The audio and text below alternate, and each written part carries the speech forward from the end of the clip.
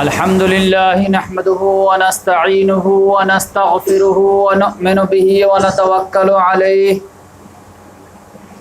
ونعوذ بالله من شرور أنفسنا ومن سيئات أعمالنا من يهدي الله فلا مضل له ومن يضلل فلا هادي له ونشهد أن لا إله إلا الله ونشهد أن محمدا عبده ورسوله فقد قال الله تبارك وتعالى في القرآن المجيد أعوذ بالله من الشيطان الرجيم بسم الله الرحمن الرحيم لقد كان لكم في رسول الله أسوة حسنة لمن كان يرجو الله واليوم الآخر وذكر الله كثيرا وقال الله تعالى في موضع آخر وما أرسلناك إلا رحمة للعالمين فإن خير الحديث كتاب الله وخير الهدي هدي محمد صلى الله عليه وسلم وشر الأمور محدثاتها وكل محدثة بدعة وكل بدعة ضلالة وكل ضلالة في النار اللهم أرنا الحق حقا وارزقنا اتباعه وارنا الباطل باطلا وارزقنا اجتنابه۔ میرے محترم بزرگوں، دوستو، آج 10 ربیع الاول 1441 ہجری ہے اور 2 روز کے بعد 12 ربیع الاول کا دن آنے والا ہے، اور آپ جانتے ہیں پوری دنیا میں اس کا ایک موسم، اس کی ایک فضا آپ کو نظر آئے گی۔ ہر آدمی اس کو اپنے اپنے حساب سے سیلیبریٹ کرتا ہے، تو ہمارا بھی سیلیبریٹ کرنے کا ایک انداز ہے کہ محمد صلی اللہ علیہ وسلم کی پیدائش کے موقع پر محمد صلی اللہ علیہ وسلم کی سیرت سے ہم لوگوں کو آگاہ کرتے ہیں۔ جو سامنے آ جائے ان کو آگاہ کرتے ہیں تاکہ محمد صلی اللہ علیہ وسلم کی سیرت کو وہ لوگ پھر اپنے جاننے والے پہچاننے والوں میں آگاہ کریں، تاکہ محمد صلی اللہ علیہ وسلم کے نمونے کو اپنا کر کے ان کی سیرت کو پہ عمل کر کے اپنی زندگی کو بھی منور کریں اور دوسرے بھٹکے ہوئے لوگوں کو بھی سیدھا راستے پہ لانے کی کوشش کریں، کیونکہ اللہ تبارک و تعالیٰ نے قرآن میں فرمایا کہ تم لوگوں کے لیے رسول اللہ صلی اللہ علیہ وسلم کی زندگی میں بہترین نمونہ ہے کہ کیسے وہ زندگی گزارے۔ لیکن زندگی گزارنے میں ایک یہ رہتا ہے کہ ایک شعبہ لے لیا جائے، لوگوں کو بتا دیا جائے۔ جیسے محمد صلی اللہ علیہ وسلم بچوں سے محبت کرتے تھے، تو اب ہم میں سے کوئی اٹھ کے کہے گا کہ ہم تو ان سے زیادہ محبت کرتے ہیں۔ اگر وہ 24 گھنٹے میں 4 گھنٹہ بچوں کو ٹائم دیتے تھے، میں تو 24 گھنٹہ دیتا ہوں، تو میں بچوں سے زیادہ محبت کرتا ہوں۔ محمد صلی اللہ علیہ وسلم بیوی سے محبت کرتے تھے، میں ان سے زیادہ محبت کرتا ہوں۔ وہ 10 گھنٹہ ٹائم دیتے تھے، میں 20 گھنٹہ ٹائم دیتا ہوں۔ تو پھر یقینی بات ہے کہ بات کس کی صحیح مانی جائے گی؟ تو بات یہ ہے کہ پوری زندگی محمد صلی اللہ علیہ وسلم نے کیسے گزاری، ہر ایک چیز کو ریشو پروپورشن میں کیسے رکھا، ماں کو کتنا حق دیا، بیوی کو کتنا حق دیا، بچوں کو کتنا حق دیا، دوست احباب کو کتنا حق دیا، سماج کو کتنا حق دیا، عبادات میں کتنا ٹائم لگائے، اقامت دین میں کتنا ٹائم لگائے، دعوت دین میں کتنا ٹائم لگائے۔ یہ سارے چیز کو بیلنسنگ انداز میں مینج کر کے زندگی اگر کوئی گزارا ہے تو وہ کمال ہے۔ تو یہ اصل چیز سمجھنے۔ اب یہ چیز اس وقت تک ہم کو سمجھ میں نہیں آئے گی جب تک محمد صلی اللہ علیہ وسلم کی پوری سیرت ہمارے سامنے نہ آئے، ہول لائف جب تک سامنے نہ آئے۔ تو اس لحاظ سے میں آج کے مختصر ٹائم میں مختصر سیرت النبی پیش کرنے کی کوشش کروں گا، جو ایک جھلک سامنے آ جائے کہ محمد صلی اللہ علیہ وسلم کی 63 سالہ زندگی وہ کیسے گزارے۔ اس میں آپ جانتے ہیں کہ 40 سال جو نان پروفٹ والی زندگی ہے اس میں تو کم ایکٹیویٹیز ہے، لیکن بعد میں جب نبوت کا اظہار ہوا ہے اس کے بعد جو 63 سال ہے وہ اصل ہے۔ تو آج ہم انشاءاللہ آپ کے سامنے مختصر انداز میں رکھیں گے اور اپنے ایمان کو تازہ کریں گے۔ محمد صلی اللہ علیہ وسلم 571 عیسوی میں سحر کے وقت فجر سے پہلے پیر کے روز مکہ میں پیدا ہوئے۔ جس وقت محمد صلی اللہ علیہ وسلم پیدا ہوئے تو محمد صلی اللہ علیہ وسلم ابھی ماں کے پیٹ ہی میں تھے کہ والد کا انتقال ہو چکا تھا۔ والد کا نام عبداللہ تھا اور محمد صلی اللہ علیہ وسلم یتیم پیدا ہوا، تو ماں نے پرورش کی، ماں کا نام بی بی آمنہ تھا۔ دودھ پلانے کے غرض سے جو ہے ان کو سلیمہ ہادیہ کے حوالے کیا گیا. 4 سال تک وہاں محمد صلی اللہ علیہ وسلم رہے، 2 سال دودھ پینے کے لیے، 2 سال پرورش کے لیے دیہاتوں میں. پھر وہاں سے جب آئے تو 6 سال کے جب محمد صلی اللہ علیہ وسلم ہوئے تو ماں کا بھی انتقال ہو. اس لحاظ سے والد کی طرف سے بھی اور والدہ کی طرف سے بھی، دونوں طرف سے یتیم ہو گئے محمد صلی اللہ علیہ وسلم. اس کے بعد جو دادا جو تھے عبد المطلب، انہوں نے محمد صلی اللہ علیہ وسلم کی پرورش کی. لیکن اتفاق کی بات یہ ہے کہ محمد صلی اللہ علیہ وسلم ابھی 8 سال کے ہوئے ہیں کہ دادا کا بھی انتقال ہو گیا. یعنی والد کا بھی انتقال، والدہ کا بھی انتقال اور دادا کا بھی انتقال. 8 سال کی عمر. کیونکہ اللہ تعالیٰ نے ایک سنت پہلے بتا دیا ہے کہ میرا جو جتنا بڑا محبوب ہوگا اس کو اتنے ہی بڑے میں امتحان میں ڈالوں. تو محمد صلی اللہ علیہ وسلم کے تو امتحان ماں کے پیٹ ہی سے شروع ہو گیا، اور آپ دیکھیے کہ کیسے کیسے امتحان شروع ہو. پھر چچا ابو طالب نے محمد صلی اللہ علیہ وسلم کو پرورش کیا، اور واقعی میں انہوں نے ایک ایگزامپل کریٹ کر دیا کہ چچا کو کیسا ہونا چاہیے. پھر محمد صلی اللہ علیہ وسلم ان کو بھی کوآپریٹ کرتے تھے، بکریاں چراتے تھے، اور جو مزدوری ملتی تھی وہ چچا کو دیتے تھے. یہاں تک کہ جو ہے بچپن لڑکپن ہوتے ہوئے 25 سال کے ہو. 25 سال کی عمر تک محمد صلی اللہ علیہ وسلم کامیاب تاجر بھی ہو گئے، اور جو ہے شام سے مال خرید کے لاتے تھے، مکہ میں بیچتے تھے، اور امانت داری اور جو ہے ٹیلنٹ میں مشہور ہو گئے. تو وہیں کے ایک بزنس مین خاتون تھی، ان کا نام تھا خدیجہ. وہ جب محمد صلی اللہ علیہ وسلم کے بارے میں سنی کہ بہت ٹیلنٹڈ بھی ایماندار بھی ہیں، تو انہوں نے جو ہے شادی کا آفر کی. اس وقت ان کی عمر 40 سال تھی، اور محمد صلی اللہ علیہ وسلم کی عمر جو ہے 25 سال تھی. لیکن محمد صلی اللہ علیہ وسلم ان کو قبول کر لیے، کیونکہ وہ بھی سیرت و کردار کے لحاظ سے بہت عظیم خاتون تھی، اور ان کا بھی اپنے عورتوں میں بہت زیادہ نام تھا. چچا سے مشورہ کیے، اور چچا سے مشورہ کے بعد اس جو ہے خاتون سے شادی کر لیے، جن کی آلریڈی 3 شادی پہلے ہو چکی تھی.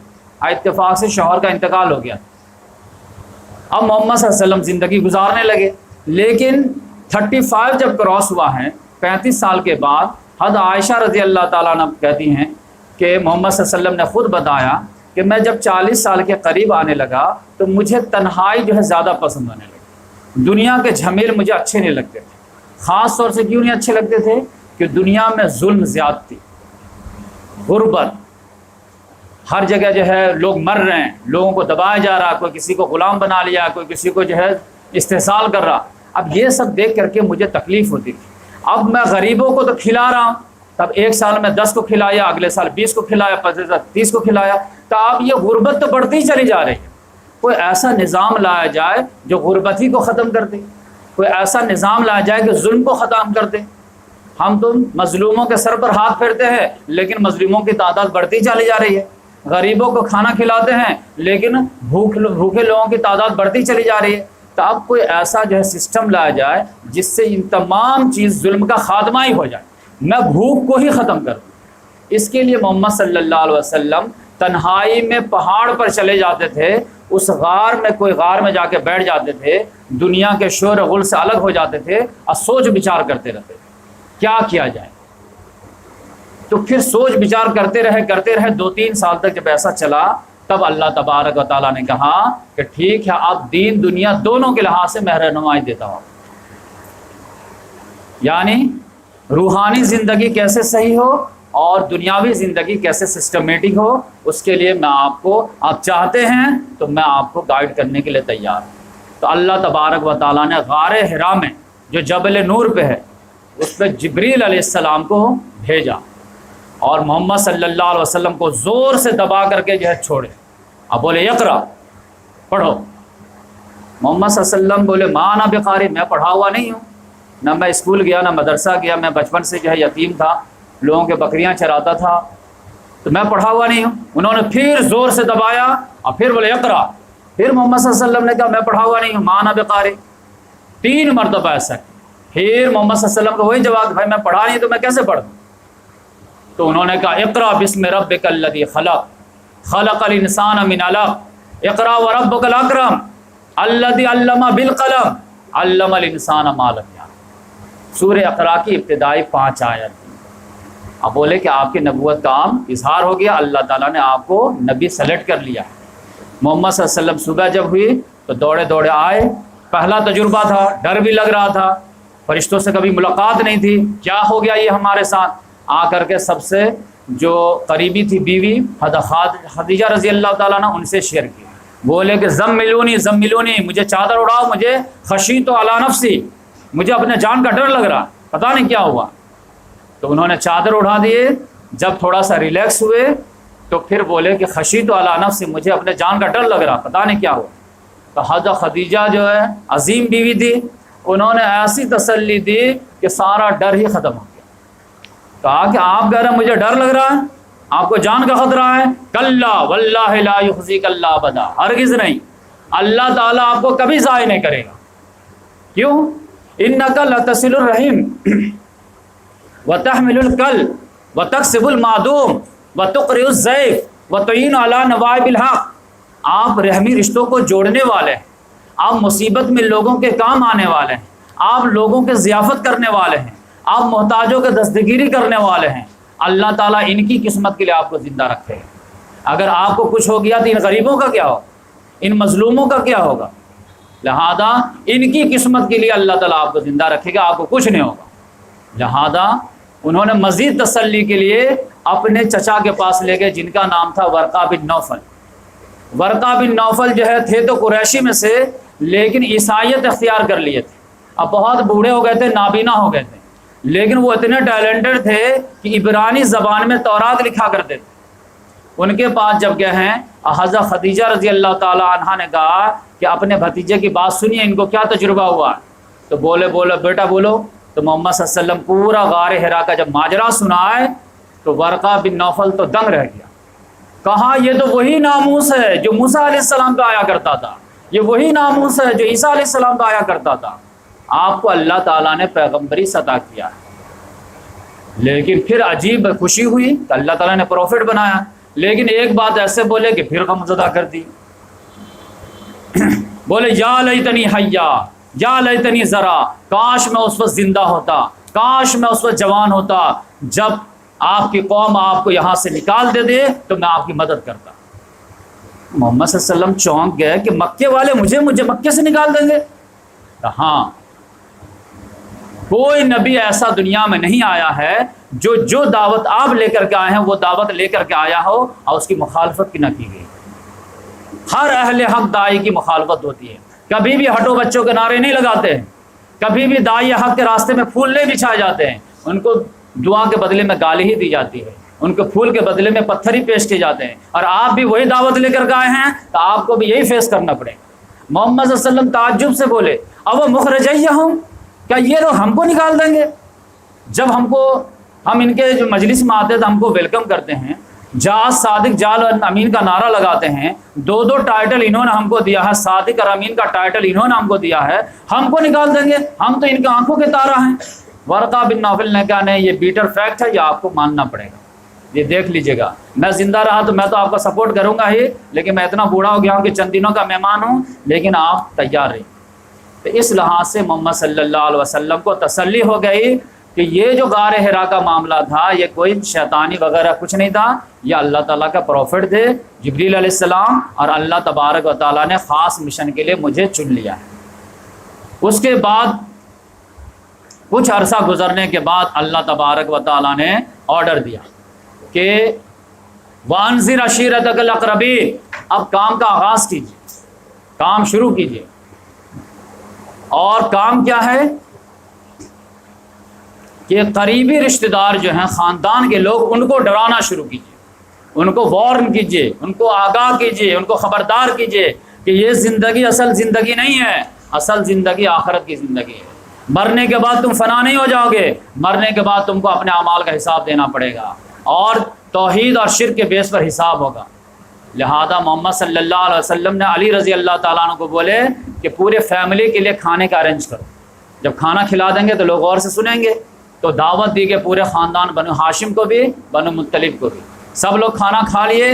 محمد صلی اللہ علیہ وسلم جیسے شروع ہوئے ویسے جب ابو لہب وغیرہ نے ہوڈنگ کر دیا اور محمد صلی اللہ علیہ وسلم کو بات کہنے نہیں دیا، لہذا وہ فلاپ ہو گیا۔ لیکن محمد صلی اللہ علیہ وسلم بار قرآن میں آیا وانذر عشیرتک الاقربین، پھر محمد صلی اللہ علیہ وسلم نے علی رضی اللہ تعالیٰ عنہ کو بولے کہ دوبارہ پھر ٹرائی کرو، پھر کھانا کھلاؤ، ہو سکتا ہے اس بار جو ان کو شرم آ جائے کہ دو مرتبہ کھانا کھا لیں، بات تو سن لو، لہذا دوبارہ جب کھانا کھا لیے تو محمد صلی اللہ علیہ وسلم بولے 5 منٹ میں کچھ بات رکھنا چاہتا ہوں شارٹ اینڈ سویٹ. تو پھر لوگوں کو بھی شرم آیا کہ بھائی 2 مرتبہ کھانا کھا لیا، سن لو ان کی بات. تو پھر محمد صلی اللہ علیہ وسلم نے مختصر سا خطبہ دیا جو میں آپ کے سامنے پیش کرتا ہوں. محمد صلی اللہ علیہ وسلم نے فرمایا ان الرائد لا یکذب اہلہ، لوگوں کو راستہ بتانے والا اپنے قافلے سے کبھی دھوکہ نہیں دیتا. اب میں آپ کے خاندان کا ہوں. واللہ لو کذبت الناس جميعا ما کذبتکم ولو غررت الناس جميعا ما غررتکم، اگر بفرض محال اگر میں پوری دنیا سے بھی جھوٹ بولوں تو آپ سے تو نہیں جھوٹ بولوں گا کیونکہ آپ لوگ ہمارے خاندان کے. اگر میں پوری دنیا کو بھی دھوکہ دوں تو آپ کو نہیں دھوکہ دوں گا کیونکہ آپ میرے خاندان کے. یعنی آپ سمجھیے کہ ہمارا ریلیشن آپ سے کتنا اسٹرانگ. پھر توحید کو وعدے کیا، واللہ الذی لا الہ الا ہو، قسم ہے اس اللہ کی جس کے علاوہ کوئی الہ نہیں ہے، انی لرسول اللہ علیکم خاصۃ والی الناس کافۃ، میں رسول بنا کے بھیجا گیا ہوں خصوصی طرف اے عرب تمہارے طرف اور عمومی لحاظ سے پوری دنیا کی طرف.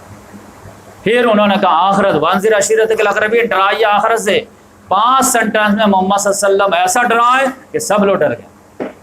بولے واللہ لتموتن کما تنامون ثم لتبعثن بما تستيقظون ثم لتحاسبن بما تعملون ثم لتجزون بالاحسان احسانا وبالسوء سوءا وانها لجنۃ ابدا او لنار ابدا. موسٹ بیوٹیفل سن، قسم خدا کی تم لوگ مرو گے جس طرح تم لوگ سوتے ہو، تم لوگ دوبارہ اٹھائے جاؤ گے جس طرح تم لوگ سو کے اٹھتے ہو. تمہارے ایک ایک اعمال کا حساب لیا جائے گا جو کچھ بھی تم لوگ کرتے ہو، اور اس کا اچھے کا اچھا بدلہ ہوگا اور برے کا برا بدلہ ہوگا، اور یہ بھی ہمیشہ ہمیش اور یہ بھی ہمیشہ. تو پھر اپنے بارے میں سوچ لو کیا کر رہے ہو کیا نہیں کر رہے ہو. کچھ لوگ متاثر تو ہوئے، محمد صلی اللہ علیہ وسلم کی بات رکھی. پھر 6 گوئیاں شروع ہو گئی. پہلے نمبر پر سب سے پہلے جو ایمان قبول کرنے والے وہ عورت کی قسمت میں حضرت خدیجہ رضی اللہ تعالیٰ فرسٹ ہیں جو محمد صلی اللہ علیہ وسلم کی دعوت پر لبیک کہ ہیں. اس کے بعد جو ہے حضرت علی رضی اللہ تعالیٰ. تیسرے نمبر پر ایمان قبول کیا حضرت زید بن حارثہ جو محمد صلی اللہ علیہ وسلم کے غلام تھے، محمد صلی اللہ علیہ وسلم کو آزاد کر کے منہ بولا بیٹا بنا لیا تھا. پھر چوتھے نمبر پر حضرت ابو بکر صدیق رضی اللہ تعالیٰ عنہ جو پہلے خلیفہ. اس کے بعد جو ہے دعوت پی کال شروع ہو گیا، پرسن ٹو پرسن دینا شروع کر دی. ہم جس کو ملے ہم اپنے ساتھی کو، آپ جس کو ملے آپ کے ساتھ. ابو بکر صدیق رضی اللہ تعالیٰ عنہ رات دن لگ گئے کیونکہ علی رضی اللہ تعالیٰ تو چھوٹے تھے، 11 سال میں ایمان لائے. زید بن حارثہ بھی چھوٹے تھے، مرد میں یہی ایک بڑے تھے. انہوں نے عشر مبشرہ میں سے 5 لوگ جو دعوت قبول کیے ہیں ابو بکر صدیق رضی اللہ تعالیٰ عنہ کی دعوت سے. اللہ کر کے جھولی میں ڈیلی ایک نہ ایک کو ڈال دیتے تھے، یا رسول اللہ میرے سے کنونس ہوئے یہ آپ کو. پھر اس کے بعد جب معاملہ ہوا کہ نہیں تھوڑا سا اور بھی ببانگی تالے وہ آپ دعوت دیجیے. اب پی کال چھوڑ کر کے ماس کو ایڈریس کیجیے کیونکہ کب تک یہ پی کال چلتا رہے گا، ایک ایک کر کے کب تک ہوگا، پوری دنیا میں انقلاب پھیلانا ہے. تو پھر محمد صلی اللہ علیہ وسلم کا مرکز ہے کیونکہ آیت آئی فصدع بما تؤمر واعرض عن المشرکین. تو اس کے لیے محمد صلی اللہ علیہ وسلم کیا کیے، ایک روز پہاڑ پہ چڑھ گئے. اب وہاں سے آواز لگائے واہ صباحا، ہائے صبح کی آفت جو آنے والی ہے. یہ عربوں کا اپنا کلچر تھا، جب بڑے دشمن سے خطرہ کا الارم دینا ہوتا تھا تو اس طرح کوئی آدمی چڑھ جاتا تھا اور کپڑا وپڑا پھینک دیتا تھا تاکہ لوگ جو ہے جس تک آواز پہنچے، نہیں تو آنکھی سے دور سے دیکھ لے کہ آدمی جو ہے کپڑا اتار لیا ہے، اس کا مطلب کوئی سیریس میٹر ہے، تو دوڑو اس کی طرف، کون قبیلہ کون دشمن حملہ کرنے والا. محمد صلی اللہ علیہ وسلم یہی طریقہ اپنائے، لیکن جو اس میں غلط طریقہ تھا اس کو چھوڑ دیے. یعنی کپڑا تو نہیں اتارے لیکن آواز ویسے ہی لگائے. سارے لوگ دوڑے وہاں پہ کہ کیا معاملہ کیا معاملہ. سارے لوگ جمع ہو گئے، جو نہیں جا پاتا تھا تو اپنا کوئی نمائندہ بھیجتا تھا، دیکھو بھائی کیا معاملہ. محمد صلی اللہ علیہ وسلم اوپر ہیں، پورا عرب والا مکہ والے جو نیچے. بولے کیا معاملہ، کون سی مصیبت آنے والی. بولے کہ پہلے ہم ٹیسٹ کرنا چاہتے ہیں ہم پہ تم کو اعتماد ہے یا نہیں. محمد صلی اللہ علیہ وسلم نے فرمایا کہ اگر میں یہ بولوں کہ میرے پیچھے ایک لشکر جرار ہے جو تم پہ ٹوٹ پڑنے والا ہے تو ڈو یو بلیو می، کیا میرا یقین کرو گے تم لوگ. انہوں نے کہا ما جربنا کا لے کا کذب، کبھی بھی ہمارا تجربہ نہیں کہ آپ جھوٹ بولے، تو آپ کیوں جھوٹ بولیں گے، آپ بولیں تو ہاں ہم تیاری کریں گے، لڑیں گے ان سے. تو محمد صلی اللہ علیہ وسلم نے فرمایا کہ اگر مجھے تم آنیسٹ مانتے ہو، اگر تم مجھے جو ہے سچا مانتے ہو تو میں تم کو ایک چیز سے ڈراتا ہوں. اب وہ کیا ہے کہ تم لوگوں کو مرنے کے بعد حساب دینا پڑے گا. اب مجھے اللہ نے رسول بنایا. اب ابو لہب جو تھا یہ محمد صلی اللہ علیہ وسلم کا خاص چچا تھا. سارے لوگ تو سناٹے میں آ گئے، لیکن یہ آدمی جو ہے بدتمیزی کو اتر آیا. کہا تبا لک یا محمد الہذا جمعتنا، تباہی ہوئے محمد نعوذ باللہ، اسی لیے ہم کو جمع کیے تھے. لہذا اللہ تعالیٰ نے اس کے بدلے میں اس کے اوپر جو سورہ نازل کر دی، تبت یدا ابی لہب وتب ما اغنی عنہ مالہ وما کسب سیصلی نارا ذات لہب وامرأتہ حمالۃ الحطب فی جیدہا حبل من مسد۔ تو اس لحاظ سے اب پورے مکے میں دعوت پھیل گئی اور کشاکش اب شروع ہو۔ محمد صلی اللہ علیہ وسلم اور ان کے ساتھ ہی اپنا زور لگا رہے تھے، اب کفار مکہ دبانے کے ان کو زور لگاتے۔ لیکن مسئلہ یہ تھا کہ محمد صلی اللہ علیہ وسلم کو لوگ منہ سے تو برا بھلا کہہ سکتے تھے، ہاتھ سے کچھ نہیں کر سکتے، کیونکہ محمد صلی اللہ علیہ وسلم کے بیک میں جو تھے وہ چچا ابو طالب تھے، اور چچا ابو طالب جو تھے وہ بنو ہاشم خاندان کے سردار تھے، اور انہوں نے اعلان کر دیا تھا کہ میرے بھتیجے کو کوئی ہاتھ نہیں لگائے۔ اب منہ سے کوئی کہہ دے پاگل مجنوں دیوانہ، یہ چلے گا، کیوں؟ کیونکہ ہمارا بھتیجا بھی تمہارے بتوں کو برا بھلا کہہ دیتے ہیں، تو ٹھیک ہے منہ سے جو ہے جو گیو اینڈ ٹیک کر لو، ہاتھ کوئی نہیں لگائے گا، لہذا کوئی ہاتھ تو نہیں لگا سکتا۔ لیکن اب یقینی بات ہے ان کی دعوت روکے کیسے کہ ان پہ تو ہاتھ لگا نہیں سکتے، پورا بنو ہاشم کھڑا ہو جائے گا۔ تو سب لوگ جس خاندان میں جو نوجوان ایمان قبول کرتا تو اپنے نوجوانوں کو مارنا پیٹنا شروع کر دی۔ حضرت عثمان غنی رضی اللہ تعالیٰ عنہ کو چچا مارنا شروع کر دیے، آدمی اپنے غلام کو مارنا پیٹنا شروع کر دیے، یہاں تک کہ جب بہت زیادہ مار پیٹ شروع ہو گئے تو پھر صحابہ کرام جو ہے آئے محمد صلی اللہ علیہ وسلم کے بعد کہ یا رسول اللہ ہمارے خاندان والے ہم ہی کو مار رہے ہیں، ہم کس سے بدلہ لیں؟ اور اب جو ہے برداشت جو ہے نہیں ہو پا رہا، کیا کریں؟ تو محمد صلی اللہ علیہ وسلم نے فرمایا کہ دیکھو تمہارے پاس دو آپشن ہیں، تو میں تم کو سجیشن کہتا ہوں کہ تم ایمان تو نہیں چھوڑو۔ وہ کیوں مار رہے ہیں کہ تم جو ہے نئے دین جو قبول کیا اس کو چھوڑ کر کے باپ دادا کے دین کے پاس آ جاؤ، تو ایسا مت کرو، دین مت چھوڑو، دیش چھوڑو۔ مکے والے نہیں رہنے دے رہے ہیں نا ایمان کے ساتھ، تو مکہ چھوڑ دو۔ کہاں جائیں؟ تو ریڈ سی کراس کر کے، بحر قلزم کو کراس کر کے حبشہ چلے جاؤ، افریقہ کا ملک حبشہ، وہاں کا بادشاہ عادل ہے، وہاں تمہارے ساتھ ناانصافی نہیں ہوگی۔ تو 16 لوگ تیار ہوئے، 12 مرد 4 عورتیں، اور اس میں عثمان غنی رضی اللہ تعالیٰ عنہ بھی اور محمد صلی اللہ علیہ وسلم کی بیٹی حضرت رقیہ بھی تھی۔ جب محمد صلی اللہ علیہ وسلم الوداع کہہ رہے تھے تو بولے کہ یہ فرسٹ کپل ہے جو ابراہیم اور لوط علیہ السلام کے بعد جو اللہ کے راستے میں ہجرت کیا۔ پھر اس کے بعد جو ہے 5-6 ہجری میں پھر جو ہے ان کی ظلم زیادتی بڑھتی چلی گئی، تو 100 لوگ تیار ہوئے، 82 مرد اور 18 عورتیں، اور وہ بھی جو ہے حبشہ گئے اور جا کر کے ایمان بچائے اور جان بھی بچائے۔ اب یقینی بات ہے کہ مکے میں کچھ ہی لوگ رہ گئے، ابو بکر صدیق رضی اللہ عنہ رہ گئے، اور تھوڑے بقیہ سب تو چلے گئے تھے۔ لیکن اللہ تبارک و تعالیٰ نے 2 بڑا تحفہ دیا 6 ہجری میں، 6 نبوی میں۔ ہوا یہ کہ حضرت حمزہ رضی اللہ تعالیٰ ایمان قبول کر لی، اور انہی کے کچھ دنوں کے بعد عمر فاروق رضی اللہ تعالیٰ ایمان قبول کر لی۔ یہ دونوں کا ایمان قبول کرنا کہ 2 بازو مضبوط ہو گئے محمد صلی اللہ علیہ وسلم۔ پھر حبشہ سے بھی لوگ آگے کہ اب عمر ایمان قبول کر لیے ہیں، حمزہ ایمان قبول کر لیے ہیں، تو آپ تو کوئی ٹینشن ہی نہیں، تو وہاں سے بھی لوگ آنا شروع ہو گئے۔ تو اس کے بعد مکے والے نے میٹنگ بیٹھائی کہ بھائی اس کو سیریس لینا پڑے گا، ہمارے سردار لیول کے لوگ جو ہے اب ایمان قبول کر رہے ہیں، اب اس کو جو مشتخاق مت سمجھو، یہ جو طوفان ہے اڑا لے جائے گا کچھ دنوں کے بعد، میٹنگ کرو۔ تو سارے لوگ جو ہے ان کی جو پارلیمنٹ تھی اس کا نام دار الندوہ تھا، اس میں میٹنگ کی کہ ان کو کیا کیا جائے۔ تو انہوں نے کہا کہ ایسا کرتے ہیں کہ ان کے پورے خاندان کا سوشل بائیکاٹ کر دیتے ہیں، کوئی جو ہے ان سے شادی بیاہ نہیں کرے گا، کوئی ان سے کاروبار نہیں کرے گا، کوئی ان سے بات چیت نہیں کرے گا، کمپلیٹ سوشل بائیکاٹ، تاکہ ان کے خاندان والے ان کا ساتھ چھوڑ دیں اور پھر ہمارے حوالے کر دیں۔ لہذا چچا ابو طالب کو جب معلوم ہوا ہے تو چچا ابو طالب جو ہے شیب ابی طالب میں جا کر کے 3 سال تک اوپن ایئر جیل میں جو ہے رہے۔ اس کے بیچ میں جو ہے 3 مرتبہ 4 مرتبہ جو ہے وہاں سے وفد آتے رہے کہ کچھ نہ کچھ جو سمجھوتا ہو جانا چاہیے۔ تو دار الندوہ سے وفد آتا تھا محمد صلی اللہ علیہ وسلم کہ بھتیجے تم کیا چاہتے ہو؟ تم جو ہے قریش کو ڈیوائیڈ کرنا چاہتے ہو، قریش کو کمزور کرنا چاہتے ہو، دیکھو گھر گھر لڑائی ہو گئی ہے، کسی نے بیوی نے ایمان قبول کر لیا تو شوہر نے نہیں کیا، کسی کے بھائی نے کیا ہے تو دوسرے بھائی نے نہیں کیا، کسی کے بیٹے نے کیا تو والد نے کیا، گھر جو ڈیوائیڈ ہو گیا، ہم لوگ اس طرح آپس میں لڑیں گے تو قریش کمزور ہو جائے گا، تو پورا جو ہے دنیا ہم پر ٹوٹ پڑے گی، تو بیٹا جو ہے تم تھوڑا جو ہے نرمی اختیار کرو۔ لیکن شرک کے بارے میں تو نرمی ہو نہیں سکتی، تو پھر دوبارہ آئے، اچھا ٹھیک ہے اگر تم جو ہے ہمارے جو ہے بتوں کو ایکسیپٹ نہیں کر سکتے تو کم سے کم اس میں جو ہے سافٹنس تو لاؤ۔ تم کہتے ہو لا الہ الا اللہ، ایک ساتھ ہمارے 360 خداؤں کو ایک ساتھ گرا دیتے ہو، کچھ تو خیر مانو۔ تم کہتے ہو اس میں کوئی بھلائی نہیں ہے، کچھ بھلائی تو مانو۔ محمد صلی اللہ علیہ وسلم نے کہا نہیں، لا الہ الا اللہ کے علاوہ کوئی الہ ہے ہی نہیں، اور جتنے تم خدا مانتے ہو اس میں 0% بھی جو ہے نہ فائدہ پہنچانے کی صلاحیت ہے نہ نقصان پہنچانے کی صلاحیت. پھر اس کے بعد ان لوگوں نے مشورہ کیا رہا، وہ آدمی تو مان ہی نہیں رہے. تو پھر ایک وفد آیا، انہوں نے کہا کہ ٹھیک ہے چلو ہم دونوں میں ایسا کرتے ہیں کہ 1 سال ہم تمہارے خدا کو ایکسیپٹ کر لیتے ہیں، 1 سال تم ہمارے خدا کو ایکسیپٹ کر لو، گیو اینڈ ٹیک کر لو. اللہ تعالیٰ نے آیت نازل قل یا ایھا الکافرون لا اعبد ما تعبدون، کہہ دیجیے ببانگ دل ہے کافرو میں عبادت نہیں کرنے والا اس کی جس کی تم عبادت کرتے ہو، اور نہ تم تیار ہو اس کی عبادت کرنے کے لیے جو میں تھے. لکم دینکم ولی دین، تو تمہارے لیے تمہارا دین، ہمارے لیے ہمارا دین. ہم اپنے حساب سے کام کر رہے ہیں، تم اپنے حساب سے کام کرو، دیکھو کس کو اللہ تعالیٰ غلبہ دیتا ہے اور فتح دیتا ہے. لیکن کمپرومائز نہیں ہوگا، حق و باطل میں کمپرومائز نہیں ہوتا ہے، حق و باطل میں صلح نہیں ہوتی ہے، شرک اور توحید میں سمجھوتا نہیں ہوتا ہے، دھوپ اور جو ہے چھاؤں میں سمجھوتا نہیں ہو سکتا، رات اور دن میں سمجھوتا نہیں ہو سکتا، اندھیرا اور اجالا میں سمجھوتا نہیں ہو سکتا. لہٰذا کرو تم جو کر سکتے.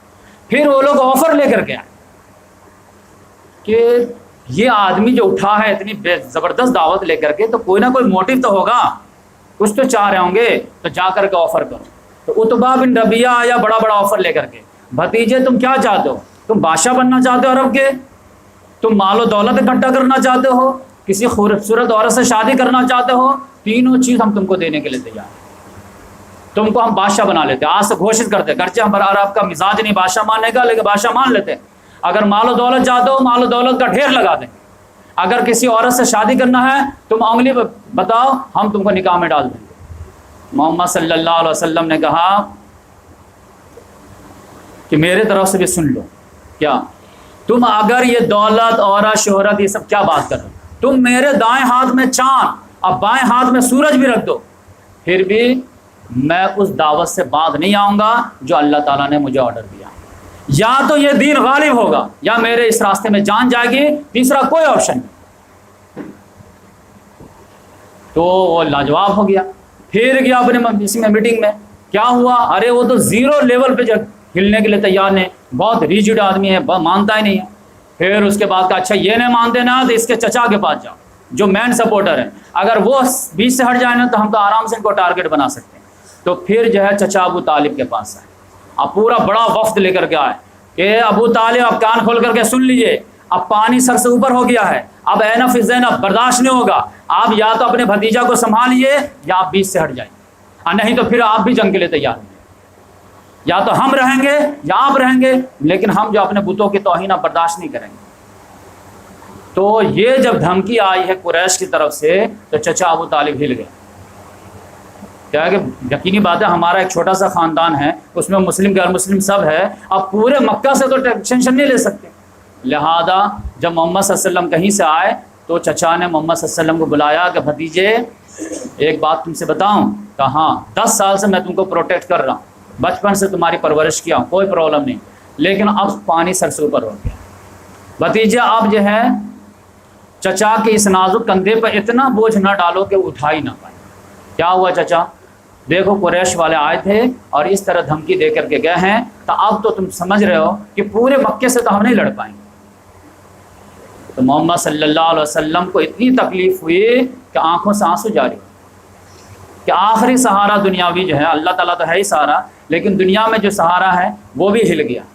لیکن محمد صلی اللہ علیہ وسلم نے ایسا جواب دیے کہ ان کا دل ہی جیت گیا.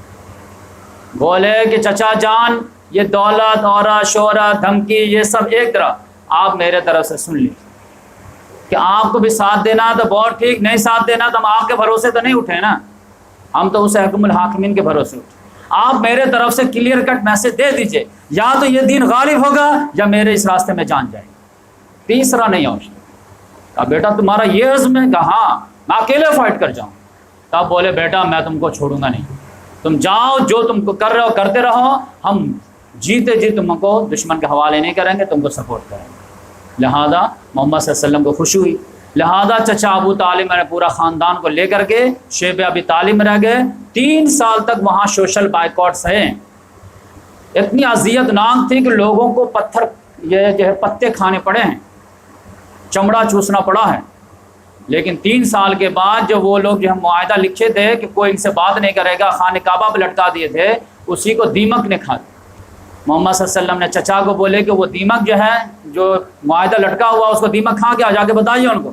وہ لوگ دیکھے تو واقعی میں تو اس طرح سے معاہدہ ختم ہو گیا. اب جو ہے آزادی ملی اور پھر محمد صلی اللہ علیہ وسلم مکہ آئے 3 سال کے بعد گھاٹی سے. لیکن اب تھوڑے سے اچھے دن آنے والے تھے. ایک کڑا امتحان آ گیا. کڑا امتحان کیا آیا کہ 10 نبوی میں کچھ ہی دن کے بعد 6 مہینہ کے اندر جو چچا ابو طالب کا انتقال ہو.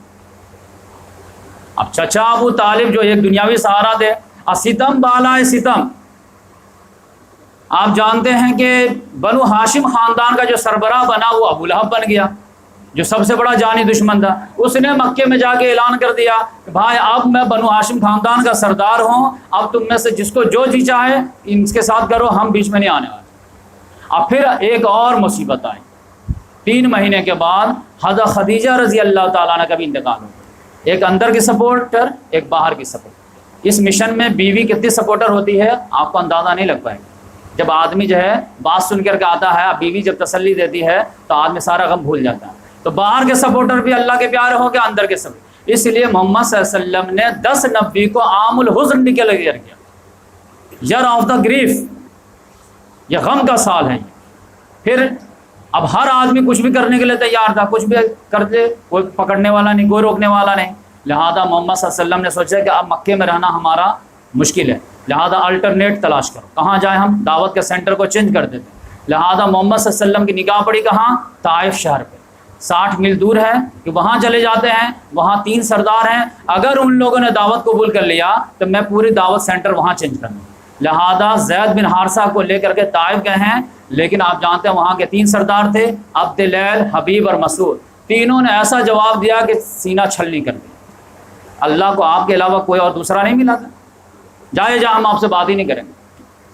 تو اس طرح آپ جانتے ہیں کہ گلی کے بچوں کو پیچھے لگا دی. اب وہ لوگ جو ہے پاؤں پہ پتھر جو ہے مارتے، یہاں تک اتنا پاؤں سے خون گرا ہے کہ جوتا مبارک بھر گیا. یہاں تک کہ قدرت کو جلال آ گیا. اللہ تعالیٰ نے ملک الجبال کو بھیج دیا کہ جاؤ محمد صلی اللہ علیہ وسلم جو آرڈر دیں وہ کر دو. ملک الجبال آیا کہ اللہ تعالیٰ نے مجھے بھیجا ہے، آپ بولیں تو ان دونوں پہاڑ کو میں جو ہے طائف کو ملا دوں اور سرما بنا دوں پیس کر. لیکن محمد صلی اللہ علیہ وسلم نے وہاں پہ بھی کہا کہ نہیں، یہ لوگ قوم ایسی قوم ہے جو نادان ہے، ان کو سمجھ نہیں ہے، امید ہے کہ ان کی نسل ایمان لائے. لیکن محمد صلی اللہ علیہ وسلم کی وہاں پہ اتنی تکلیف پہنچی ہے کہ چیخیں نکل گئی.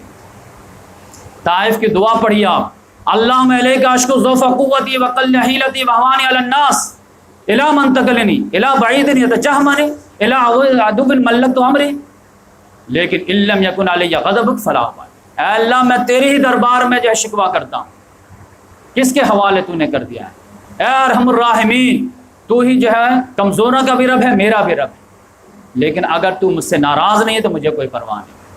لہذا وہاں سے محمد صلی اللہ علیہ وسلم جب بظاہر ناکام آئے ہیں، اب مکے میں انٹری نہیں لے سکتے، طائف سے ایسے ہی ناکام آئے ہیں، پھر کریں کیا؟ ہر آدمی قتل کا فیصلہ کر چکا ہے.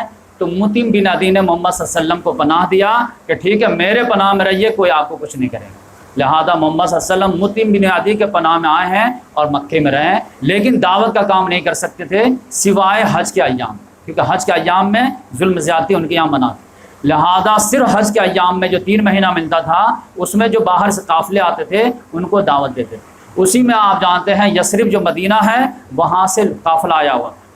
تو 11 میں جو ہے 6 لوگوں نے ایمان قبول کیا، 12 میں جو ہے 12 لوگوں نے ایمان قبول کیا، اور 13 نبی میں جب 72 لوگوں نے ایمان قبول کیا، اور ان لوگوں نے آفر دیا کہ یا رسول اللہ آپ ہمارے یہاں آ جائیں، اگر یہ مکے والے آپ کی ناقدری کرتے ہیں تو ہم آپ کی قدر کرنے کے لیے تیار ہیں، اگر یہ لوگ آپ کو لفٹ نہیں دیتے تو ہم لفٹ دینے کے لیے تیار ہیں، آپ آ جائیے، ہم اپنے بچوں سے بڑھ کر کے آپ کی حفاظت کریں گے، ہم آپ کو آنکھوں کا تارا بنا لیں گے. محمد صلی اللہ علیہ وسلم نے کہا ٹھیک ہے میں بھی تیاری کرتا ہوں، جب اللہ کا آرڈر آئے گا تو میں انشاءاللہ آؤں. اپنے صحابہ کرام کو بولنا شروع کر دیے کہ جس کو آپ ہجرت کرنا ہے تو آپ جو ہے یثرب چلا جائیں گے. تو اس طرح سے ہم آج جو ہے یثرب تک پہنچے. ہجرت نیکسٹ میں جو ہے آپ کو یہ مکی زندگی ہے 13 سال اور مدنی زندگی ہے 10 سال. تو دوسرا جمعہ کا جو خطبہ آئے گا تو اس میں جو ہے ہجرت سے لے کر کے وفات تک، تو 2 جو ہے لیکچر میں 2 خطبے میں آپ کو جو پورے سیرت النبی سامنے آ جائے گی. اور یہ تو یقینی بات ہے کہ محمد صلی اللہ علیہ وسلم کا 63 سال کی زندگی وہ تو بہت لمبی ہے، اور ایک ایک واقعہ میں جو ہے کتنی گہرائی ہے. لیکن میں آج سوچا کہ آپ کے سامنے مختصر انداز میں محمد صلی اللہ علیہ وسلم کی جو مکے کی زندگی، جنگ بدر، جنگ احد، فتح مکہ، یہ سب تو عام طور سے لوگ گفتگو میں کرتے رہتے ہیں، لیکن یہ زندگی عام طور سے سننے کو نہیں ملتی ہے کہ مکے میں کتنی پریشانیاں اٹھانی پڑیں، تو ہمارے سامنے آ جائے تاکہ ہمیں احساس ہو کہ جو محمد صلی اللہ علیہ وسلم دین ہمارے تک پہنچائے ہیں تو کتنی مشقتیں برداشت کی، تو اگر ہمیں احساس ہوگا تو پھر محمد صلی اللہ علیہ وسلم کا جو ہے درود بھیجنے میں بھی لطف آئے گا کہ اس رسول نے جو ہمارے خاطر پتھر کھائے تو اس کے لیے ہم درود کیوں نہ بھیجیں، ان کے لیے ہم جو ہے دعائیں کیوں نہ کریں، ان کی عظمت کو اپنے دل میں کیوں نہ بسائیں۔ تو اللہ تعالیٰ سے دعا ہے کہ اللہ تبارک و تعالیٰ محمد صلی اللہ علیہ وسلم کی عظمت، محمد صلی اللہ علیہ وسلم کے نمونے کو اپنے لیے حفظ جاں بنانے کی توفیق عطا فرمائے، محمد صلی اللہ علیہ وسلم کے مشن کو اپنی زندگی کا مشن بنانے کی توفیق عطا فرمائے۔ محمد صلی اللہ علیہ وسلم جس طرح رات دن ایک کر دیے بندگان خدا کو جہنم سے نکال کر کے جنت میں لانے کے لیے، اسی طرح خود جہنم سے بچنے اور جنت میں جانے اور دوسروں کو بھی بچانے اور دوسروں کو بھی جنت میں داخل کرنے کی توفیق عطا فرمائے۔ اللہ تعالیٰ سے دعا ہے کہ ہمارے ٹوٹے پھوٹے اعمال کو قبول فرمائے اور محمد صلی اللہ علیہ وسلم کو جنت الفردوس، حوض کوثر اور جو بھی اللہ تعالیٰ ان کے شاہ نشان ہیں ان کو نوازے۔